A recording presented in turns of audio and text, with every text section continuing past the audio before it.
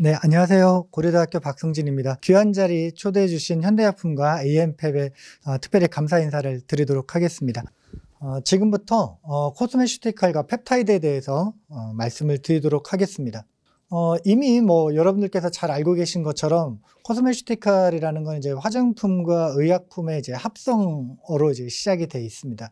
그리고 이제 기능성 화장품에 대한 많은 그 용어들과 단어들이 있습니다. 그 중에 이제 코스메티컬의 경우에는 좀 더 내면으로 또는 좀 더 깊이 또는 좀 더 이렇게 높은 수준의 효과를 기대하면서 이제 개발된 화장품이라 할 수 있겠습니다. 그래서 화장품과 의약품과 코스메티컬의 어떤 차이점들을 좀 보게 되면요. 화장품의 경우에는 아름다움을 추구한다 또는 진정시킨다 또는 정리한다라는 의미로 그 목적성을 이제 두고 있습니다. 그래서 대상으로는 정상적인 피부를 상태를 유지하고 있는 일반인들 또는 불특정 다수라고 할 수도 있고요. 이제 많은 분들이 이제 이용을 가볍게 이용하시는 것들이라고 할 수 있겠죠. 그리고 사용 방법은 매일 장기적으로 오랫동안 그리고 아주 어릴 때부터 노출이 되는 경우들이 많습니다. 원료 및 재료 측면에서 보게 되면은 광범위한 모든 성분이라고 되어 있는데요. 일단은 절대적으로 안전성이라는 측면에서 소비자들이 사용자들이 사용했을 때 불편감이라든지 부작용이 없어야 된다라는 이제 특징들을 가지고 있습니다. 자, 그래서 이제 제품별 시장 규모를 좀 보도록 하겠습니다. 제품별 보게 되면요. 가장 큰 시장 규모를 차지하고 있는 건 스킨케어입니다.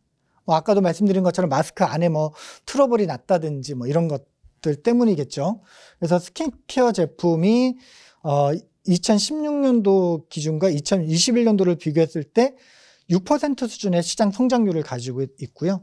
두 번째로는 헤어케어 제품입니다. 헤어케어 제품의 경우에는 2016년과 2021년도를 비교했을 때 역시 한 6% 수준의 성장률을 가지고 있습니다. 그래서 전체적인 제품별 시장 규모에서 보게 되면요. 스킨케어와 헤어케어 제품들이 굉장히 많은 유형을 가지고 있다라고 할 수 있고요. 자, 이런 그 코스메티컬 중심의 기능성 화장품 시장이 어떤 특성들을 가지고 있길래 이런 그 성장세를 가지고 나타내는지를 한번 좀 보도록 하겠습니다. 앞에서도 이렇게 간략하게 말씀드린 것처럼 인구 고령화, 늙으니까요. 저뿐만 아니라 우리 모두가 다 늙으니까요. 그래서 인구 고령화와 그 다음에 이제 미세먼지 등을 포함한 이제 이 환경 오염으로 인한 피부의 손상 이런 것들이 결국은 항노화, 주름 개선, 자외선 차단, 미백 효과 이런 기능성이 강화된 화장품 수요를 계속 증가시키고 있다라는 거죠. 근데 이제 기존의 기능성 화장품에서 좀 더 내가 관리하고 싶다. 프리미엄 시장에서의 어떤 니즈 등이 코스메티컬에 이제 반영되고 있다라는 거고요. 그런 과정에서 기능성이 강화된 화장품 제조를 위해서는 이제 기존의 의약품으로 활용되고 있던 성분이나 소재 등이 이제 병원용 화장품이라든지 보조 치료용 화장품으로 이제 수요가 확대되고 있는 상황이다라고 이제 우리가 이해할 수 있을 것 같습니다. 자, 그래서 지금부터는 이런 그 코스메티컬에서 굉장히 중요한 그 기능성 소재, 기능성 원료로 이제 최근에 좀 주목받고 있고 굉장히 중요한 소재다, 기술이다라고 이야기하고 있는 기능성 펩타이드에 대한 말씀을 좀 잠깐 드리도록 하겠습니다. 제가 이제 오늘 말씀드리려고 하는 거는 합성 펩타이드가 아니고요. 효모를 이용한 발효 기반의 기능성 펩타이드입니다. 그래서 이제 당연히 타겟은 이제 그 화장품용이고요. 효능으로는 이제 주름 개선, 콜라겐 활성, 그다음에 탈모 방지 이런 다양한 기능성을 이제 가지고 있는 펩타이드고요. 자, 이 펩타이드 생산 기술의 가장 큰 차이점은 뭐냐면은 기존에는 합성을 위주로 하거나 또는 동물에서 이제 추출하는 거를 대체하기 위해서 효모의 발효 생산 기술을 개발하는데 이때 굉장히 중요한 거는 키워드는 두 가지입니다. 얼마나 효율을 높일 것이냐. 이 효율을 높인다는 거는 순도에 대한 문제가 있고요. 수율에 대한 문제가 있는데요. 이런 것들을 경제적으로 고순도 분리정제할 수 있는 기술이 굉장히 필요합니다. 옆에서 보시게 되면은 가장 큰 특징은 기존 화학 합성 대비 생산가를 절감할 수 있다는 특징이 있습니다. 대신 그 과정은 사실 좀 쉽지는 않습니다. 이게 고순도로 분리정제해서 수율과 순도를 확보한다는 거는 이제 기술 개발 과정에 굉장히 높은 허들들이 있는 기술이긴 한데요. 어쨌든 그 기술이 완성이 됐을 경우에는 생산가를 절감할 수 있다. 근데 사실은 생산가를 절감하는 것보다는 더 중요한 건 뭐냐면은 소비자들에게 합성 펩타이드가 주지 못하는 어떤 천연 유래라는 거에 대한 프리미엄 이미지 같은 것들을 좀 강조할 수도 있습니다. 그래서 고효율 발효 생산과 고순도 경제적 분리정제 기술을 조금 이렇게 정리해서 보게 되면 폴리머 DNA 카세트가 이제 개발이 되고요. 그리고 이번에서 보게 되면은 발효 공정에 이제 스케일업 스터디를 하게 됩니다. 그래서 최종적으로는 500리터까지 500리터 발효기를 이용하는 것까지 이제 개발 단계가 진행이 되고요. 그 다음에 경제적 배지 최적화 부분이 연구가 되고요. 그리고 네 번째가 경제적으로 고순도 분리정제를 할 수 있는 기술을 이제 개발하게 됩니다. 그리고 다섯 번째가 모노머 전환 효소를 자체 생산해서 고정화시키는 그런 기술들로 개발되는 프로세스를 갖게 되고요. 이렇게 이제 효모 발효를 이용한 펩타이드와 기존의 이제 화학 합성 펩타이드를 이제 간단하게 이제 뭐 비교해서 말씀드린다라면은 그 일반적인 생산 공정에서 생산 단가로 보면은 합성하는 펩타이드가 좀 더 저렴할 수 있습니다. 현재까지는 분명히. 근데 이제 대량 생산으로 넘어갔을 때는 좀 이야기가 다를 수 있고요.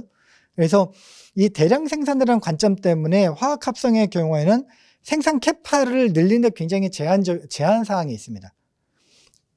그거에 비해서 효모 발효의 경우에는 사실은 500리터 발효조 안에서 100리터를 하는 것보다는 200리터 하는 게 훨씬 더 경제성이 있죠. 한 번에 많은 걸 할 수 있기 때문에. 그래서 그런 이제 특징 등을 좀 설명을 드리는 거고요. 그 다음에 이제 광고 효과 측면에서 이 화학 합성을 했다 그러면은 왠지 소비자들이 그냥 불편해해요.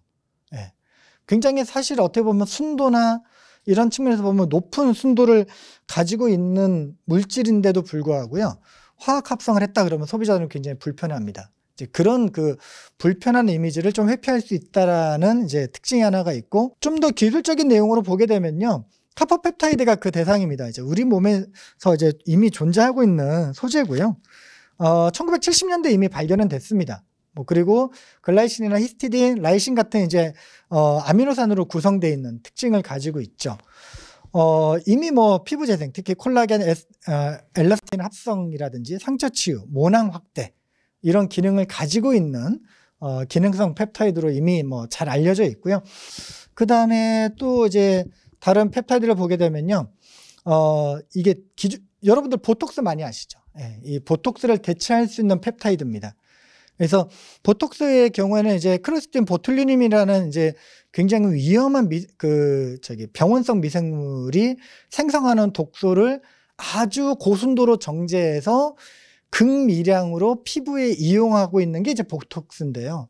독성이 굉장히 강합니다. 그리고 이 보톡스는 신경 독소예요. 그래서 이제 아까 말씀드렸던 크로스틴 보툴리눔이라는 그 미생물이 생산한 이 신경독에 의해서 사람이 사망할 수도 있죠. 그걸 이제 아주 고순도로 정제해서 극미량으로 사용했을 때에 이제 화장품, 그러니까 피부과나 이런 데서 사용을 하는 거죠. 문제는 그래서 지속적 사용에는 분명히 한계가 있습니다. 그래서 이제 지금 효모 기반의 발효 기술들을 이용하게 되면 이런 보톡스를 대체할 수 있는 펩타이드도 생산을 할 수가 있게 되는 거죠. 그래서 이제 보톡스 대신 주름 개선 효과가 한 4,000배는 낮습니다. 당연히 뭐 보톡스를 대체하는 거는 보톡스가 워낙, 근데 앞에서 말씀드린 것처럼 불안하죠. 독성에 대한 문제. 그 다음에 고순도로 정제하기 위한 이제 정제 비용들, 이런 것들을 감안했을 때 주름 개선 효과는 낮지만 그만큼 독성이 10만 배 이상 낮습니다. 그래서 굉장히 장기간 동안 큰 부담 없이, 그러니까 독성이나 안전성에 대한 이슈가 없이 사용할 수 있는 화장품 소재로서 지금 이제 많은 기술 개발들이 이루어지고 있는 상황인 거죠. 그래서 지금부터 나오는 내용은요, 그 중기부에서 이제 기능성 화장품 기술 개발 로드맵을 이제 발표하는데요. 금년에 발표된 내용입니다. 그 중에 이제 보시게 되면은 우리 코스메틱화라고 다 적용될 수 있거나 또는 관련 분야라고 볼 수 있습니다. 미백, 자외선, 주름 개선까지는 전통적인 기능성 화장품 테마죠.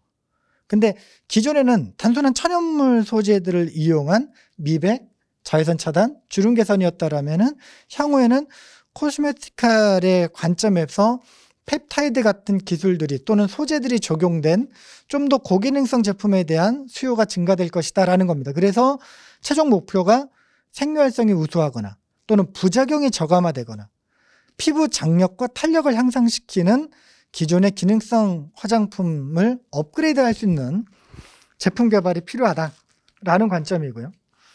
그에 따라서 맞춤형 기능성 화장품에서는 사실은 복합 기능성이 굉장히 여러 이슈가 되고 있습니다. 그 코스메티칼 시장에 대한 이제 특성과 시장의 현황, 향후 전망에 대한 것들을 말씀을 드렸고요. 그 과정에서 우리 이 펩타이드가 어떤 기술적 의미를 가지고 있고 또는 어떤 향후의 소재로서 중요한지를 간략하게 좀 말씀을 드렸습니다. 경청해 주셔서 감사하고요. 일단 펩타이드라고 하면요, 간략하게 말씀드리면은 우리 신체를 구성하는 물질이 이제 물질 중에 하나가 단백질이죠. 여러분들 잘 아시는 것처럼 이 단백질은 아미노산은 아주 작은 구조로 구성이 됩니다. 그때 이 아미노산이 대략 한 30개 이하 정도의 저분자의 구조를 가지고 있는 걸 우리가 펩타이드라고 하는데요. 펩타이드라는 해석은 굉장히 다양합니다. 이 아미노산 서열이 어떻게 되고 어떤 기능성을 갖느냐, 또는 이게 꼭 30개 이하만 되느냐, 뭐 100개까지도 보는 경우도 있고요. 다양한 경우가 있어서 펩타이드를 딱 이거다라고 뭐 이렇게 지금 말씀드리는 게 조금 조심스럽긴 한데 이제 여러분들께 그냥 정리해서 말씀드린다라면은 단백질의 구성 물질인 아미노산이 저분자, 그러니까 약 한 30개 이하 정도에서 구성된 물질이다. 그리고 기능성을 가지고 있다라고 생각하시면 될 것 같고요. 일반 펩타이드하고 코스메티칼 펩타이드가 어떻게 다르냐? 구조적으로 다를 게 없습니다. 뭐 펩타이드는 그냥 펩타이드니까요. 근데 가장 대표적인 예가 이제 콜라겐인데요. 콜라겐의 경우에는 과거에는 펩타이드라고도 안 했었어요. 그냥 단백물질이라고 그랬었습니다. 근데 이제 어느 순간부터 저분자 콜라겐이 이제 개발이 되고 그게 상용화가 되면서 콜라겐을 이제 우리가 콜라겐 펩타이드라고 이야기를 하게 되죠. 그래서 콜라겐 펩타이드의 경우에는 식품용으로도 사용이 되고요. 의약품용으로도 사용이 됩니다. 그러면서 동시에 화장품으로도 사용이 되고 있죠. 그래서 사용성에 따라서 필요에 따라서 그 방향성을 갖게 되는 거지 그 구조가 다르거나 뭐 이러지는 않습니다. 유망한 소재가 있느냐? 지금 현재 다양한 이야기는 나와 있는데요. 일단은 코스메티칼 내에서 펩타이드를 대체한다라는 관점으로 본다라면 이제 천연물 소재들이죠. 근데 그 천연물 소재들 중에서 이제 메타볼라이트, 대사체들과 그 다음에 저분자량을 갖는 것들입니다. 그러니까 어떤 의미를 갖냐면요. 앞서 질문에도 말씀드렸지만은 펩타이드는 저분자 물질이라고 말씀드렸잖아요. 그래서 생체 이용률이 굉장히 높습니다. 그래서 천연물 그 유래의 소재라 하더라도 저분자량을 가져서 그 저분자량에 따라서 생체 이용이 돼야 되는 거죠. 그러니까 그렇지 않으면 사실 의미가 없습니다. 그래서 대체할 만한 유망한 소재가 있느냐라는 관점보다는 펩타이드를 내가 얼마나 잘 표준화를 시키고 생산해서 갈 수 있느냐라는 게 사실은 더 중요할 것 같습니다. 그래서 유망 소재라는 것만 놓고 그냥 간단하게 다시 말씀을 드리면은 다양한 천연물 소재들이 있죠. 그래서 아토피 개선에 대한 피부 진정작용이 있는 뭐 다양한 소재들이 있지만은 펩타이드를 대체하기에는 펩타이드가 가지고 있는 특성이 워낙 강력하죠. 저분자량을 가지고 있다는 특징, 그래서 생체 이용률이 높다라는 특징이 있어서 사실은 펩타이드를 완벽하게 대체하기는 쉽지 않을 것 같습니다. 예. 제가 이제 계속 모니터링하는 관점에서 말씀을 드린다라면은 소재를 표준화하고 양산하는 기술을 좀 많이 확립을 하셨으면 좋겠어요. 그러니까 많은 연구자들이요, 그냥 유효성이나 기능성이나 안전성에 대한 평가는 굉장히 많이 해요. 근데 아무리 그런 그 과학적 근거들이 있다 하더라도 궁극적으로 그 시스템 내에서, 생산 시스템 내에서 양산되지 않으면 아무 의미가 없게 되죠. 그래서 원료 업체거나 또는 소재 업체거나 또는 생산 업체의 경우라면은 내가 펩타이드를 생산하는 기술을 개발한다라는 것도 중요하지만 그 이후에 개발된 펩타이드를 내가 어떻게 안정적으로 양산할지에 대한 양산 기술을 좀 더 좀 초점을 맞추시고 기술 개발에 좀 투자를 해주시면은 훨씬 더 경쟁력 있는 펩타이드 생산 기술을 확립하지 않으실까라고 예, 좀 조심스럽게 말씀드려 보게 됩니다. 예. 예, 그러면 시간 관계상 이 정도에서 좀 마치도록 하겠습니다. 지금까지 경청해 주셔서 감사합니다.